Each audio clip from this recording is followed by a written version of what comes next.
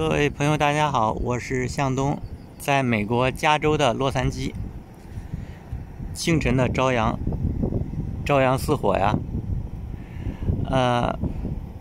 最近3天是有巨大的风，还有在洛杉矶沿海那边有那种野火，烧了很多好莱坞明星的房子，就是300-400万，期盼能够平平安安吧，人能够平平安安。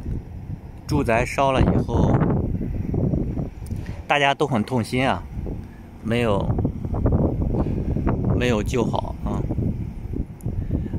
调量了大量的消防警力，但是野火随着大风就是扩大的非常大。现在加州州长纽森已经宣布进入紧急状态了，全力的救火了。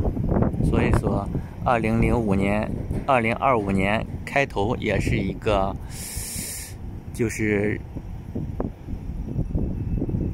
也是让人就意想不到的一个开局。加州作为世界第5大经济体，竟然在这个野火面前，在大风面前，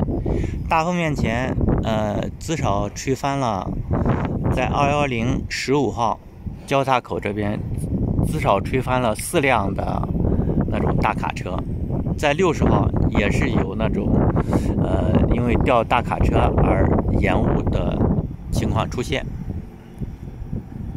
好，分享就到这里，希望大家都能够平安、扎喜得乐。